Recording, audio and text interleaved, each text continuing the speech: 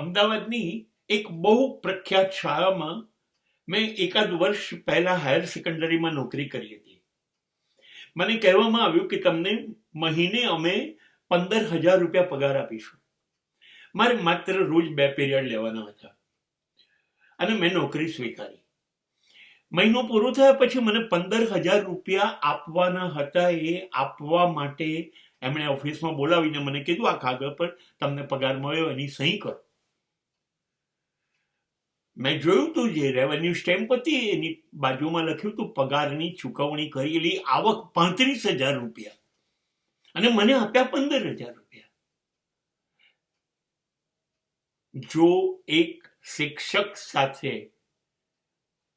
પગારમાં આવું થતું હોય, 15,000 આપીને 35,000 ઉપર સહી લેવાતી હોય, તો હું સામાન્ય સ્તરના મજૂર, કડિયા, સુથાર આ બધા માણસો વિશે વિચારું છું કે આ લોકોની પગારની શું સ્થિતિ થઈ છે.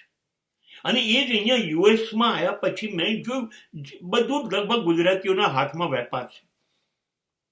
ગુજરાતીને ખબર પડવી જોઈએ કે તમે વિઝિટર વિઝા પર છો તો અહીંયા જે કલાક હશે એના કરતા વધારે કલાક તમારી પાસે કામ લેશે.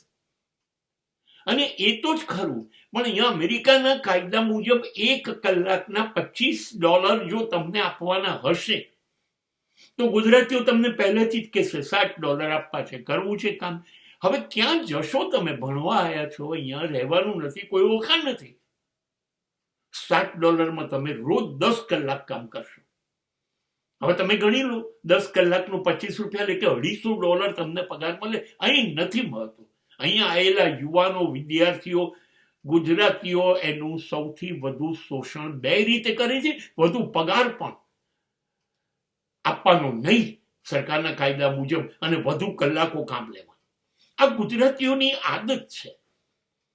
અને આ લોકોને એ સમજ નથી પડતી કે તમે શેઠ છો, માલિક છો, તમારે બેસી તમે પૈસા રોક્યા છે, કબૂલ, પણ મજૂરી કોણ કરે છે? શરીર કોનું ઘસાય છે? પરસેવો કોણ વેડે છે? મજૂરો, સવારથી સાંજ. અને એની મજૂરી પર વસ્તુ તમે વેચી અને લાખો રૂપિયા કમાવ છો, કરોડોપતિ બનો છો, અને તમને 1000માં પૈસા આપવાના નથી મળતા. પુષ્કળ લૂંટવામાં આવે છે. પછી મજૂર શું કરશે? પછી મજૂર શું કરશે? પછી મજૂર ચોરી કરશે. કાં તો તમારી દુકાનમાં કે તમારી ફેક્ટરીમાં કે તમારે ત્યાં ચોરી કરશે, અને કાં તો કામ ચોરી કરશે. એ 10 કલાકમાં 5 કલાકનું કામ નહીં કરે. તમે આમ કરશો તો મજૂરો બી આ જ કરશે. તમે માણસને સાચવશો તો માણસ તમારો બિઝનેસ સાચવશે. તમે જ નહીં સાચવો, તમે તમારી જ નોટો ભેગું, તમારી સમૃદ્ધિ, તમારી સંપત્તિનો વિચાર કરશો તો એક દિવસ નિશ્ચિત છે આ મજૂરો તમારા ધંધાને ખાડામાં લઈ જશે અને ત્યારે તમને કોઈ નહીં બચાવી શકે.